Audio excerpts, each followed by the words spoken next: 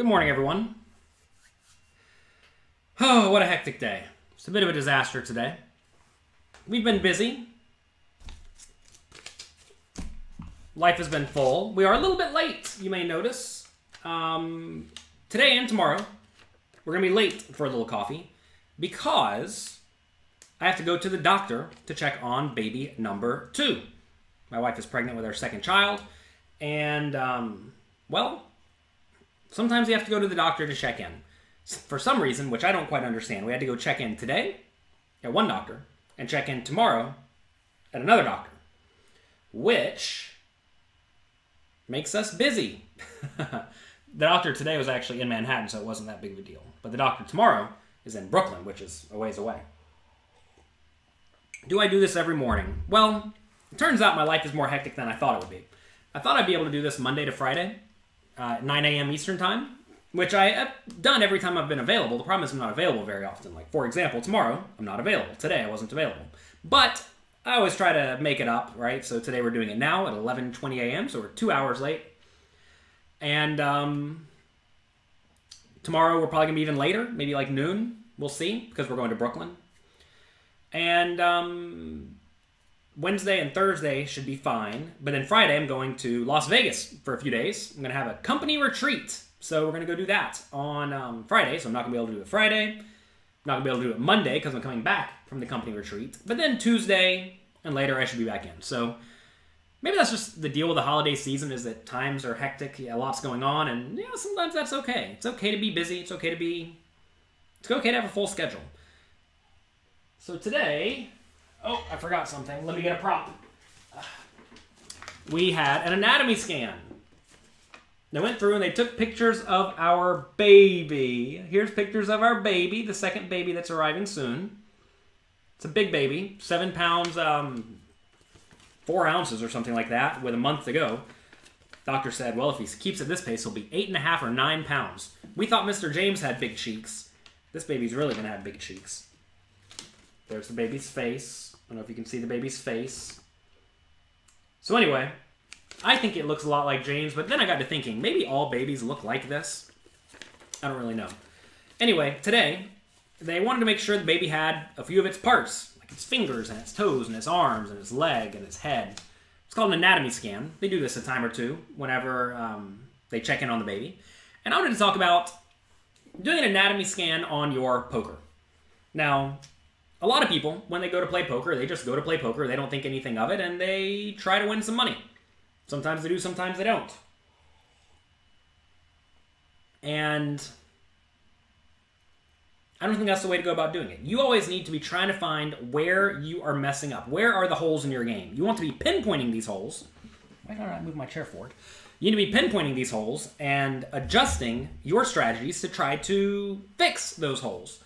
A good example of this for me is 4 or 5 years ago, I realized I was quite bad at the 3-bet, 4-bet, 5-bet game. So what did I do? I played a lot of short-handed games, and I learned how to get in there and fight with the best of them. I did this by playing online 6-handed games against tough opponents, tough aggressive opponents. And it forces you to learn how to fight back a little bit, right? Today, I've noticed a lot of people doing more check raising on the flop and turn, which is something I really have not done a ton of. I try to develop strategies to where you don't really have to do that, which essentially makes your checking range strong. But you could also, if your checking range is strong, well, now you get to check raise with it sometimes, right? That's something where my strategy has been lacking a bit.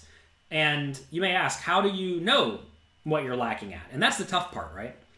Very often it's difficult to know. So if you're actively paying attention to the best players you play with, you're going to see them making plays on a somewhat regular basis that you just do not make.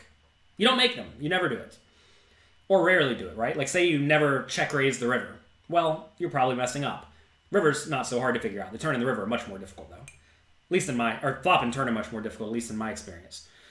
So, let's say we know the best players in the world check raise the river sometimes, and you simply never do it. Well, you probably have a hole in your game there. Because if they're doing it and you're not doing it, and you see literally the field of good players doing it and you don't do it, you have a hole, okay? It's like if they scan the baby and he's missing his pointer finger. he's missing it. Instead of having this, he has this, right? He's missing his finger. And that's not good. So, whenever you have a baby missing a finger, you can't do a lot about it. But fortunately, you all can do a lot about it. You can adjust your strategies to take advantage, or you can adjust your strategies to figure out where you are going wrong. A lot of people never really think, where am I going wrong? They think I'm playing great. I mean, that's why poker is such a profitable game to play, because everyone thinks they play great. But in reality, you don't play great. You have to understand that you are not a great poker player. It's hard to understand, but it's true. Everyone wants to think they're doing right. And I've always tried to approach most games that I play, or all games I play, from the point of view of I don't know what I'm doing, and I need to figure out how to be a little bit better, and I try to do that and iterate on a regular basis. Because otherwise, you're just going to stagnate, and you're never going to improve, and if you're never improving, well, you're dead. You're dead at poker if you're never improving. So, you need to make sure you're constantly improving, and you do this by checking in on your game. You can do this yourself by figuring out what other good players are doing, especially the players who are beating the games that you want to be beating, which is often your current game or the game one level above yours. Or you can have somebody else look at your anatomy, right? You know, our baby in the womb, this little guy, this is upside down. He cannot look at his own anatomy. You see him right there looking at his little hands, but he doesn't know if he's missing a finger or not. He has to have a professional look at his hands to say, oh no, you know what, all your fingers are there. And, you know, once the professional looks at it, we're probably good to go. I'm actually coaching a guy who won a platinum pass to a $25,000 tournament coming up. He got in for essentially no money, and I'm doing an anatomy scan on his poker right now, and he has a lot of holes. And I imagine that's going to be the case for most people who get into a tournament from a free roll. So now this guy's going to be playing a $25,000 tournament, but he's never really taken poker seriously, and he needs to get up to speed in about a month.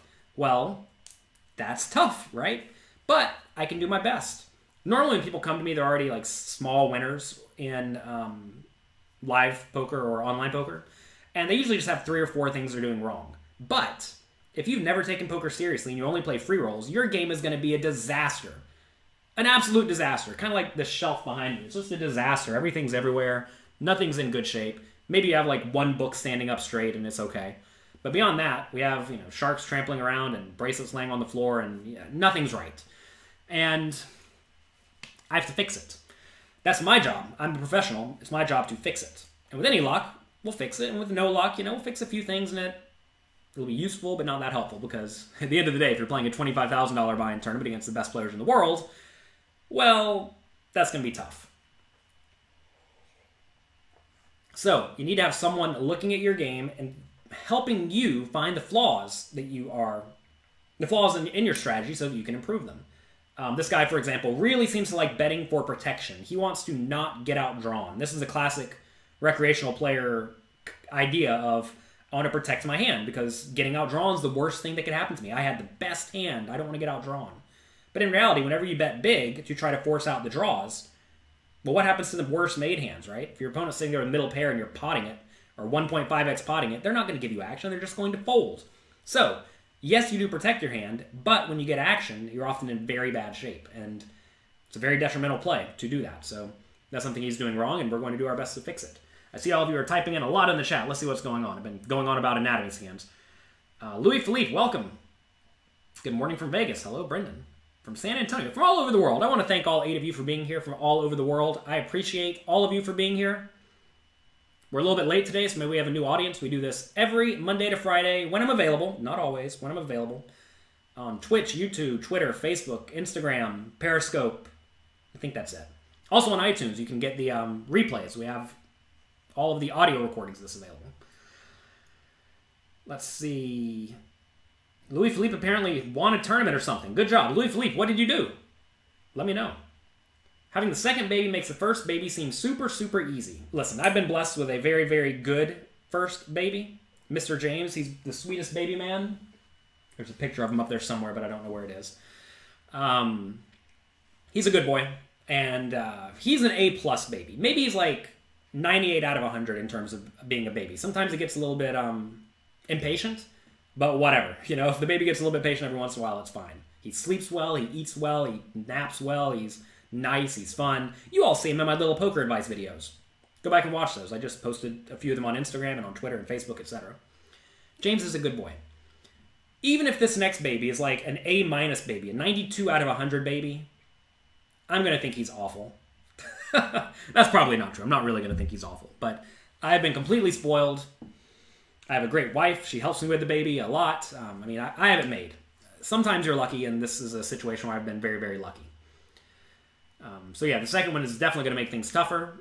One thing we're not exactly entirely sure on is, am I going to do the same thing I did last time, which is stay up all night? I would wake up at, 5 or 6 p.m. and stay up until about 9 or 10 a.m. And then I would sleep during the day. So I'd have the night shift, essentially. I don't know if that's going to work with the second baby, but we're going to see. Louis Philippe won the $44 tournament on Party Poker. Nice job. Poker coaching quizzes are helping you plug your leaks. Yeah, that's why we made them. Poker coaching quizzes will identify your leaks for you. They will scan your anatomy. If you're not already a member of PokerCoaching.com, go there. It's completely free. For a week, sign up, go through the quizzes, go through the homework, and you will find many, many holes in your strategy. Let's see.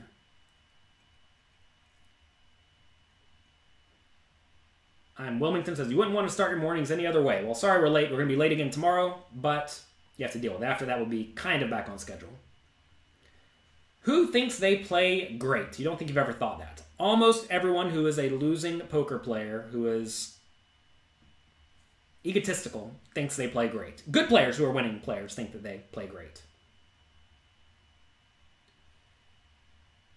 Kevin Smith signed up to poker coaching for 2 years. Very nice. We have Switzerland here. That's a long way away. It's probably, I don't even know, nighttime for you. Who's my favorite poker player today and why? I like Dominic Niche. He's a good player. Tough to play against. It's funny because your view of who is good is very, very flawed by your perception and who you play with, right? Last 2 times I played with Dominic, they put him directly on my left. And whenever they put anyone on your left, they're going to make your life tough. That's what they're supposed to do. And so, my vision's flawed, right? Also, last 2 times I played with Stefan Sondheimer, he's either been short-stacked or he's been on my right. He hasn't been able to do anything. He looks like the worst player in the world. That's not true. Not really the worst. But he hasn't been able to do anything, right? And so in my mind, it's just like, sure, put him at my table. But in reality, I understand he's like one of the best players in the world. So it's very important to realize that your perception, if you only look at what exactly you see, is very, very flawed. And, both those players are world-class and better than me. And I understand this, despite the fact that I've done well when one guy's at the table and done rather poorly when the other guy's at the table. Let's see. If you had our second child the first time, you wouldn't have had the second. Yeah, I hear that a lot. Second one's probably going to be worse. Haas says, you think the holes has been bankroll management? Yeah, you've been putting in lots and lots of hours at low stakes. You've busted and rebusted a very short bankroll. I have an article for you. It's called The Bankroll Bible. You can get it at jonathanlittlepoker.com/bankroll. If Instagram is still working, please let me know, by the way. My internet's not been working on my phone for some reason. We're trying to get in touch with Verizon to fix this internet issue. If anyone is here on Instagram, let me know, but I think it may be dead. Whatever. Instagram is here. Good. Okay. Just no one's talking to me there. All right. Greetings from Portugal. 5:30 p.m. in Switzerland. Nice. Are cash games on online sites beatable? Absolutely. Most games are beatable. A lot of people like to think that games are unbeatable just because of, let's say, high rake. Like you mentioned, PokerStars has high rake in the tiny stakes games, and they do. But you have to understand, if the players are bad, then you will profit. Now, the players may all be good. If everyone's good, no game is beatable. Like, imagine everyone they play exactly the same, right? If there is a 1 penny rake, 1 cent, everyone's going to lose. In fact, you're all going to get crushed. You're all going to lose the rake because you all play the same. If you have a skill edge over your opponent, so even like a 1 cent per hand edge in that, or 2 cent per hand edge in that example, you're going to win all the money. So people who ask the question of, is a game beatable, often are not asking the right question. The better question is, am I significantly better than my opponents such that I can beat them and the rake? And the answer may still be no. Or the answer may be, obviously, yes. I mean, there are many games where the rake is $10 a hand, but you can still crush the games because the players are so awful. The question, though, is how much rake is acceptable, how much rake can you actually beat? And I don't know. I mean, it depends on your strategy and your skill, right? It is well known that a lot of the turbo-type tournaments are barely beatable. Satellites are barely beatable. For different reasons, by the way. Satellites are barely beatable because the strategy to beat satellites is simple. Whereas turbo tournaments are difficult to beat because you don't have enough time to extract your edge. So two different things fighting there, right? One game is too easy. The other game, you just don't have enough time. And, you know, in Tiny Stakes cash games with a big rake, well, the rake is just too big. Of course, they could make the rake smaller in all of these games, and that would give the better players a bigger edge because essentially they're not paying the site, right? Or you're not paying your edge to the site. But games can be unbeatable for various reasons. Like sit and goes, right? Sit and goes are effectively dead because the strategy to beat them is not that hard. So keep that in mind. All right. You've read the Bankroll article. You think you need to have a 20 buy-in rule for cash games. Maybe more, Haas. I would maybe suggest more. What would be the highest stakes games I play with a $15,000 bankroll? Benny, read jonathanlittlepoker.com/bankroll. It will tell you all of that. It does not depend on the amount of money you have only. It depends on your edge. What makes Dominic Nish and Stefan Sondheimer better than me? In reality, I think they've probably studied a lot more than me. I think they also have a much better study group than I have. They have all the best German kids in the world in their study group. From what I understand, they outsource a lot of the work and they outsource a ton of work to people who run all the numbers for them and tell them the answers. Basically, they have a better framework set up to study poker and get better. Now, I have a pretty good framework in place, and I do outsource a lot of work to a few of my peers, and I study with a lot of my peers. That said, I think they probably have that set up better than I do. And certainly, I could try to cultivate something like that, but at this point in my life, it's not my goal, right? At this point in my life, my goal is not to devote my life to poker and become the best player I can possibly be. Sounds crazy, I know. My goal is to improve, to definitely stay very, very good, but I do not have 16 hours a day to sit and grind solvers and play poker all day. I just don't. I have a family, I have a poker coaching business, and I do my best to stay in tip-top shape to the best of my ability, but I'm not in that spot in life anymore. Game selection is huge for beating the games. Definitely. Don't sit with all regs. That's right. If you play with all good players, you're going to lose. Louis Philippe says, since you joined poker coaching, you're printing equity. Excellent. Thanks for putting it together. I'm happy to help, Louis Philippe. I've been watching, let's see. Tilt says, been watching my videos on YouTube for a while. You went and did your first live WPT, 100K, and took 8th place. Nice job. Congrats. In areas where poker is new, does it make sense that the variance is higher because people are using larger preflop raise sizes? That's more of a function of the game being bigger. When people make bigger bets, that makes the game bigger. It's like saying if there's a straddle every hand, should that increase variance? The answer is yes. Obviously, you're playing twice as big. So, in theory, yes. But that said, in places where poker is new, people are often very bad. So your edge should be quite large. I'm sorry. I think I just said that wrong. Your variance should be less because your opponents are bad. When your opponents are bad, your variance should be lower. But if they're using gigantic bet sizes, perhaps variance that will compensate for the other thing. Single table, non-turbo sit and goes are your game with no bankroll. Yeah, sure. Actually having coffee with me. Good. Please devote my life to making you the best player. Give me a reason. Listen, life is all about incentives. If you're incentivized to do something, you will do it. If you're not incentivized to do something, you will not do it. For example, when someone says, please devote your life to making me the best player possible, give me a really good incentive that's better than all the other incentives I have in place. The problem you're going to run into with me and a lot of other good high-stakes poker players is they have a lot of incentives in place to do what they are doing and to not really change things because they're already doing pretty great. It's very different than if you get a small stakes player who doesn't have a lot going on. They'd be happy to help you for $100 an hour because they can't make $100 an hour playing or doing anything else, right? Like I know I can sit here and do a little coffee, and a few of you out there will buy a book. A few of you out there will buy a training video. You'll sign up to my Black Friday special, whatever. Oh, by the way, it is Black Friday / Cyber Monday. If you are not getting my emails, you are missing out. We are giving lots and lots of bonuses / discounts to my various programs, and I highly suggest you sign up. You can get on the email list at jonathanlittlepoker.com. Right in the middle of the page, you get a bonus video and everything. So don't miss out. We're going to have lots and lots of Cyber Monday sales. We're going to do Cyber Week, where we're going to have lots of bonuses for you. So check it out. You do not want to miss it. Let's see. I am positive. Well, thank you. And Mr. James is equally awesome. I agree.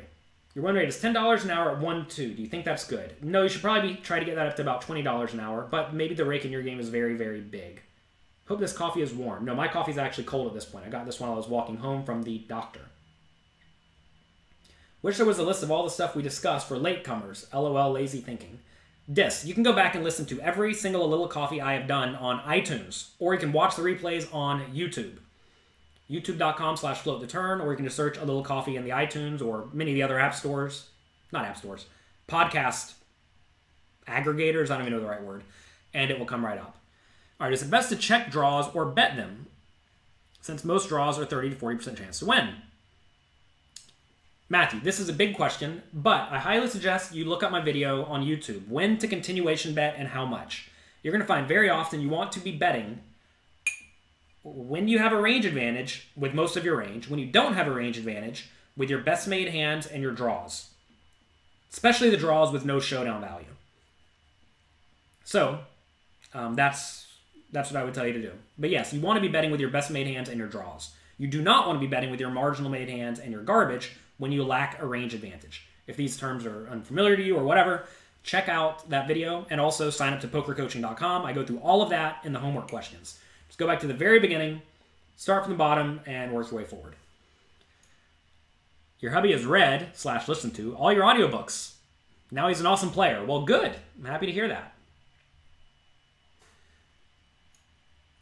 Is it profitable to just play sit and goes at the World Series of Poker? 1 year I played only, well, not only, in my spare time, when I wasn't playing regular tournaments, I only played the $500, $1,000, and $2,500 buy-in satellites, single table satellites of the World Series of Poker, which are sit and goes. And I made about $100K. It's a very good summer. And I did that in my spare time, playing maybe 3 or 4 hours a day, every day. And the games were good. Most of that value, though, came from making last longer bets. You sit down at the table, you find the guy who looks like he wants to gamble the most. You say, hey, you want to make a 5,000 last longer bet?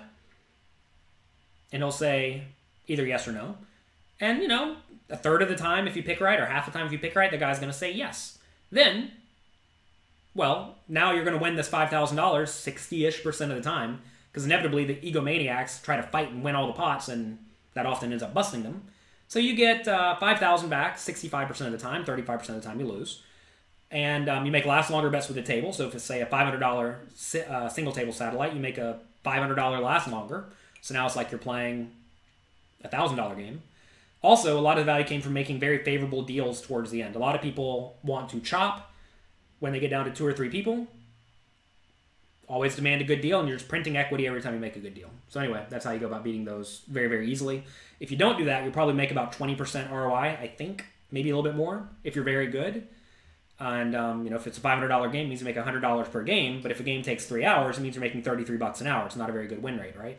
But if you can figure out a way to instead invest, you know, $7,000 a game instead of $500, well, now let's say you make 20% on $7,000, which it may actually be more than that because of the heads up last longer thing.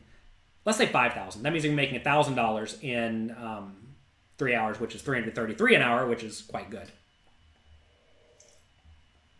Alex said you made day 2 of the Party Poker Millions Online. Very nice. Strategy for grinding it up with a 25 big blind stack. Just play well.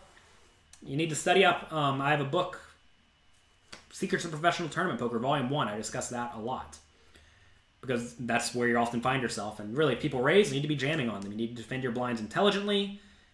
You just need to play well is what it amounts to. Let's see. Haas says, you have a friend who makes $20 an hour in cash game and his graph looks really good for live. You think he's probably good enough to move to 2.5. Yeah, probably is. If you're winning at 10 big blinds per 100 hand or per hour in live cash games, once you're adequately bankrolled, move up. Rake is much lower as you move up proportionally, and you need to move up. If you're winning at like 5 big blinds per hour, you're You can try if you're bankrolled, but realize you are going to have much larger swings if you are playing with a smaller win rate. You really like the range analyzer tool. Good, I'm glad you like it. One of my students made that, a guy named Al Hart. Al Hart also made the Float the Turn Push Fold app, our Push Fold equity calculator. He made all sorts of programs for me. We have a few other things coming out that Al made recently, and I'm really excited about that. So thank you to Al. He helped me write my book called Bluffs. He basically presented me this outline of bluffs that I discussed in many of my videos and said, hey, why don't you write a book about these? And I said, sure. Now it's become a nice selling book. So thanks to Al for all that. You know, going back to incentives, right? I had no incentive to work with Al. But Al provided me such value to where why would I not work with Al? He's a nice, personable guy. He likes me. He loves poker. He wants to help. He knows how to program, right? He provided me huge incentives to figure out a way to work with him. And he likes it too, right? Everyone's happy. Now Al's getting paid. He's making money from his hobby, right? I mean, that's what a lot of people want to do. He can work in his spare time. And it's great. So again, going back to incentives. If you want people to do things, provide them incentives. And, you know, giving Jonathan Little a free push fold app when he doesn't have one is great, right? I'm certainly going to be working with you. That's what it amounts to. All right, let's see.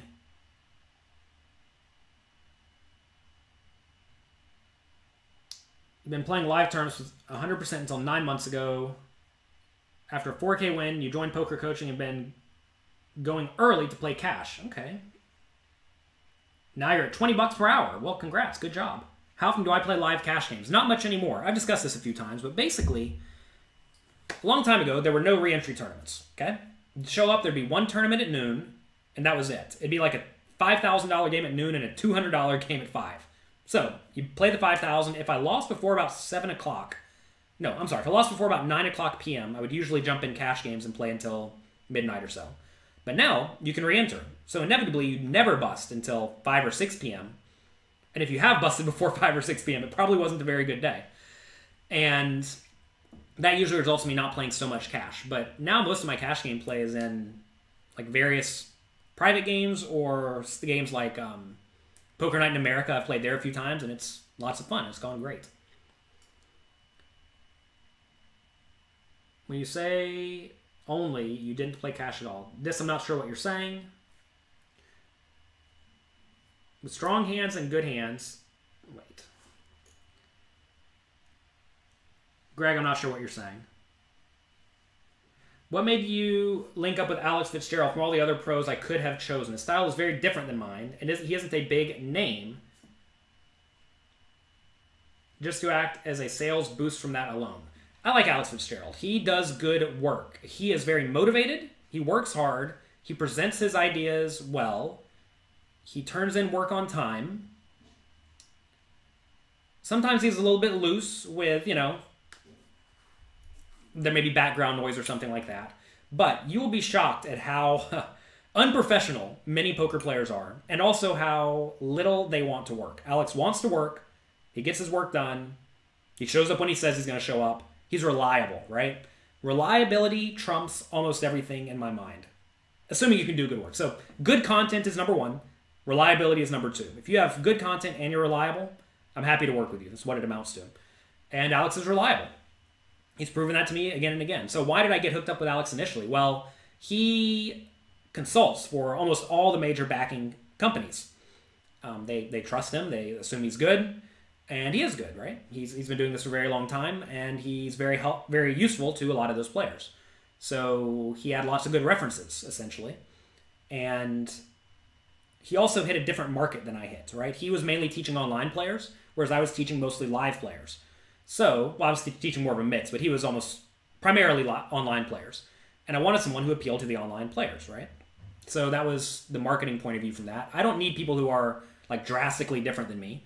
I need people who can do good work, who will turn in their work, and that's it. For example, in Excelling at No Limit Hold'em, I told all the authors, or asked all the authors, to turn in about 20 to 25 pages.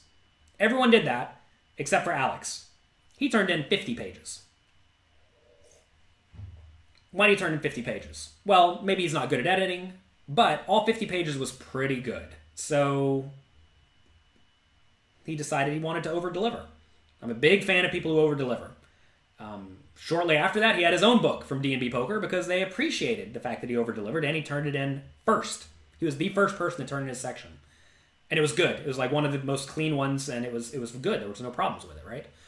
So he turned in good work quickly, and that is valuable. And he says, you like his content, just doesn't seem like a natural partnership. Again, I'm willing to work with anyone who will do what they say they're going to do. I'm not... Alex is very different than me, right? And I understand that, and that's okay. It's okay to be different, as long as you provide value. And also, it's important to understand, everyone doesn't like me. Everyone here right now, all 8 of you who are here watching this, do like me. But all the other people, they may not like me. But they may like Alex. And, you know, I've gotten a lot of complaints about Alex, how they don't like his demeanor, his attitude, the way he talks. He's a little bit gruff.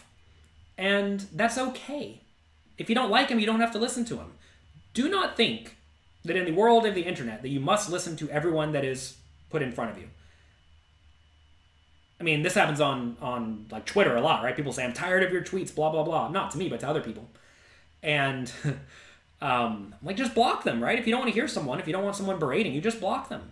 It's easy. It's not hard. Let's see. Lewid says, Alex is hilarious. Swag says, you love his attitude. Maniac says, you love his attitude. Right. I mean, that's what I'm saying. I mean, certainly not my attitude. That's not the way I act.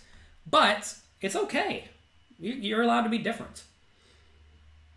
I mean, if you go back and look at excelling at No Limit Hold'em, I would work with almost all of those people again. And we're all different. We're all very different. Everyone's different, obviously, right? I mean, some of them are closer to exactly me than others. But it's okay. If you have any products to talk about playing from the small blind, check out pokercoaching.com. We have lots of webinars on that. Should you be calling or raising? Well, it depends on the scenario, right? Alex has lots of stats about his plays. He does.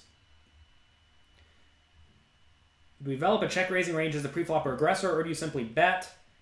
I personally just use a bet or checking strategy. I don't do a whole lot of check-raising, but I do think check-raising is valuable and something I would like to improve on and add to my game.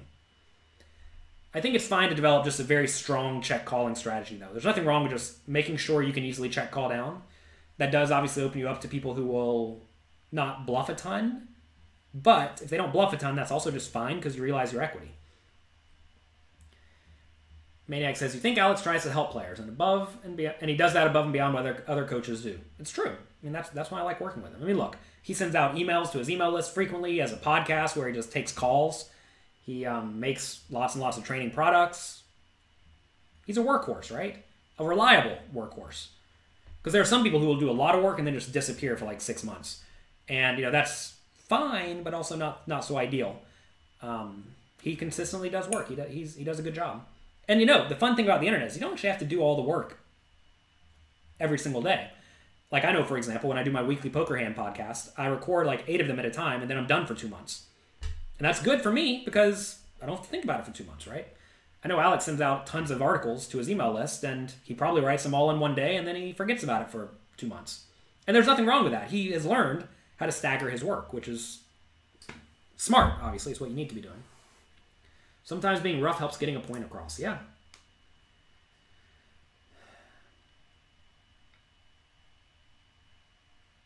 Oh, Dis. Whenever I said I played sit and goes during that 1 year at the World Series, yeah, I played no cash games. I only played the sit and goes.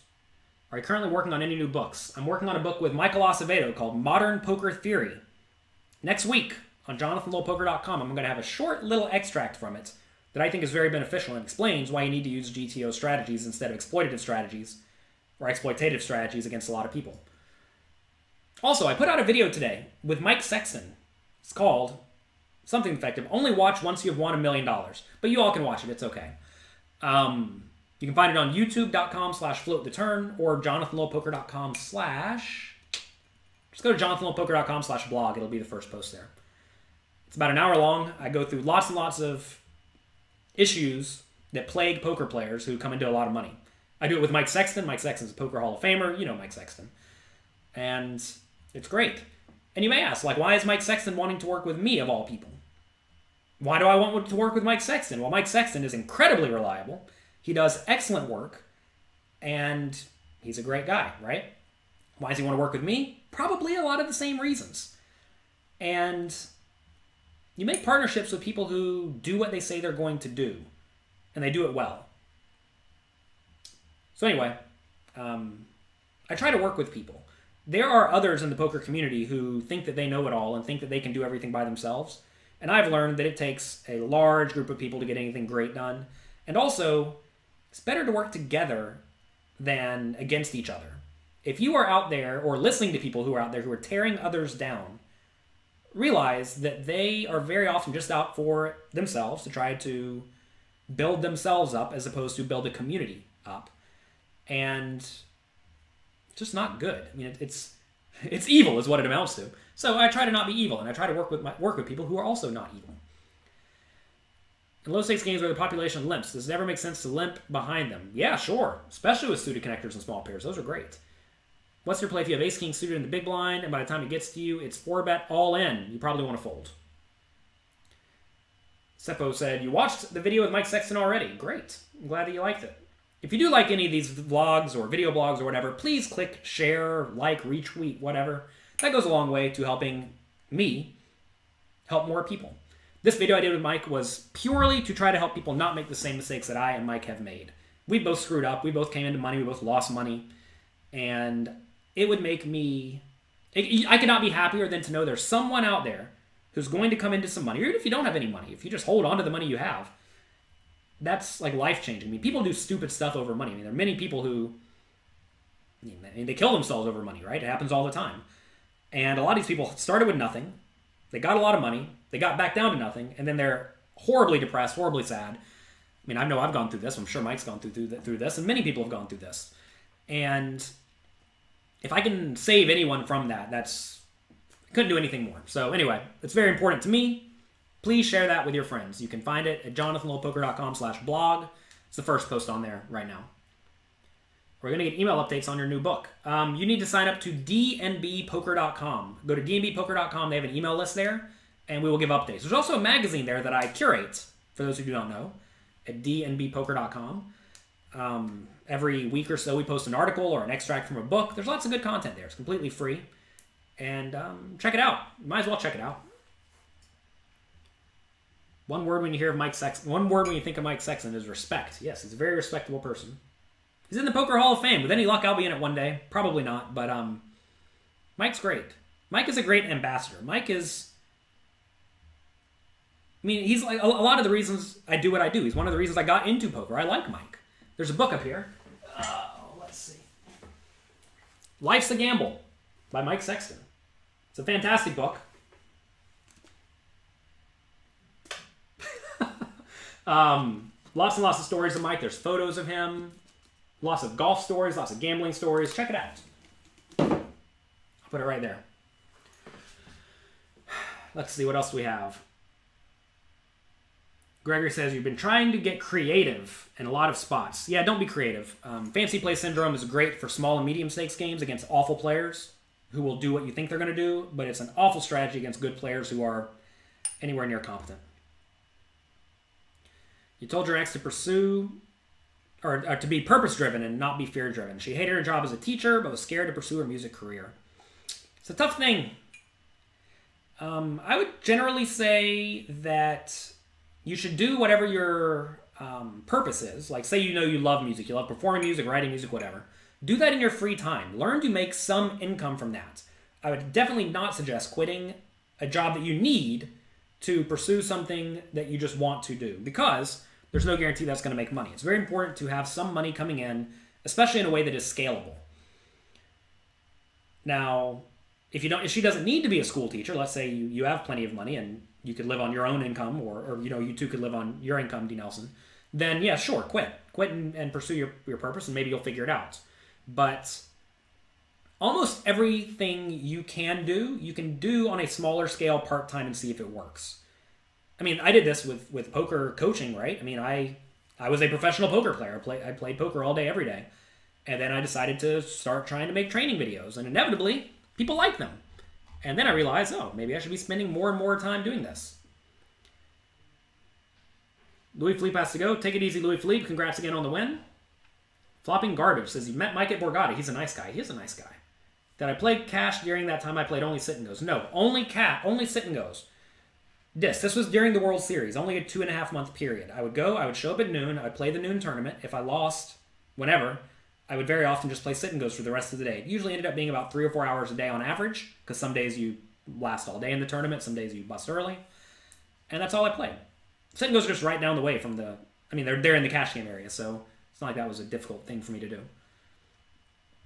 He was friends with Stu Ungar, probably the best live poker player of all time. It's tough to say, right? Very often you're comparing yourself to your peers at that time. Definitely Stu Ungar was better than everybody else at his time. But I wonder how people like that would be today. Very often, from what I understand, he was just maniacal. And if he was maniacal, if that's actually true, then he would just get crushed today because people learn how to play against maniacs. So I always have, that's an interesting question to me. Like, who do you judge people against? I mean, for all I know, Phil Ivey may be the best. I think Phil Ivey, maybe Chip Reese, maybe Doyle Brunson. Could very easily be Doyle. These are players who understood poker to at least a pretty good level way before everyone else. And they also had a long period of time to grind out that value, right? Like Doyle grinded it out for 40 years before anyone figured it out. I mean, no one else is going to have 40 years of playing poker with players who are very recreational. And, I mean, what's that worth? 40 years? I mean, he's stayed alive, right? I mean, you see Stu, he was a great player, but he didn't have much time because he butchered himself. He could have learned a lot from the video I made with Mike. But I don't know what defines great, but longevity is certainly something that does help define great. I mean, you could look at my career where I had a year or two where I was just crushing. Maybe I was lucky, but also I think I was doing something that really exploited, like my learned strategy was a strategy that exploited the holes in everyone's game. They were just too passive, too weak, and they didn't fight back enough, right? And I was fighting very hard. And does that mean I was good, or does that mean I just naturally was exploiting the holes in people's games? And I don't know. But, you know, now everyone's gotten pretty good. There aren't as many holes to exploit, and I just need to play closer to GTO, and you'll be good to go. At least against good players. Let's see.